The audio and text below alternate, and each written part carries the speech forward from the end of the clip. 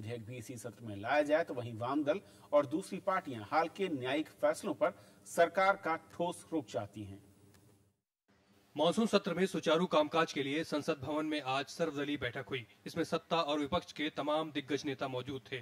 संसदीय कार्य मंत्री कमलनाथ की अगुवाई में हुई इस बैठक में सरकार और विपक्ष ने अपनी प्राथमिकताओं की चर्चा की। सरकार का खाद्य सुरक्षा समेत 44 विधेयक इस सत्र में लाने का इरादा है, जिसमें 14 नए विधेयक होंगे।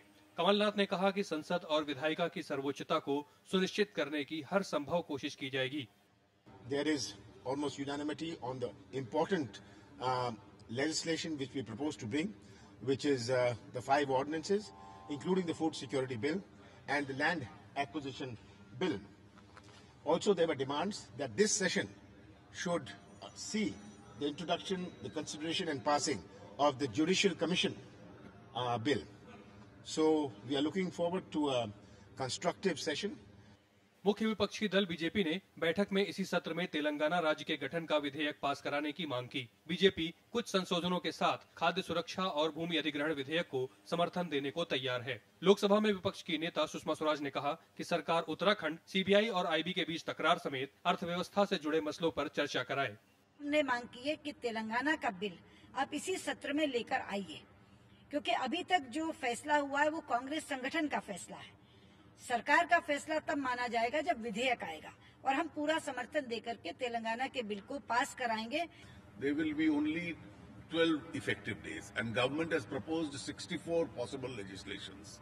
Now, obviously, the ambition seems to be very high, but the timetable that they have chosen for it doesn't seem to be indicate that the government is very serious about a lot of this legislative business. सर्वदलीय बैठक में हाल के कुछ अदालती फैसलों पर भी चर्चा हुई। नेताओं ने संसद की सर्वोच्चता को बरकरार रखने की मांग की।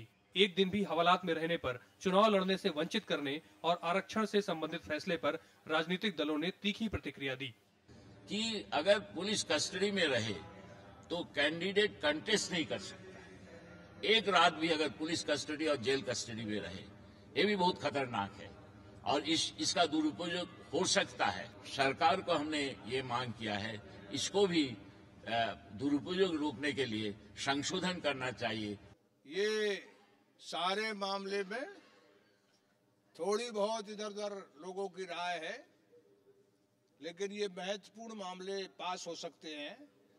लेकिन जिस तरह से सुप्रीम कोर्ट ने कॉन्स्टिट्यूशन अमेंडमेंट करके इस देश के 80% लोगों को ऐसा धक्का मारा है जिसका कोई मुकाबला नहीं।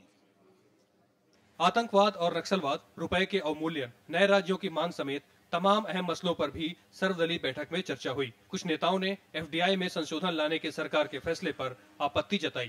सुप्रीमेसी ऑफ पार्लियामेंट मेंटेन रहना चाहिए, हमारे अधिकारों का कहीं भी हनन नहीं होना चाहिए। अपने दल से फूड ग्रांटी बिल, गरीबों को जो ये लोकप्रिय कार्यक्रम आ रहा है, उसमें हमारा दल पूरा समर्थन करेगा।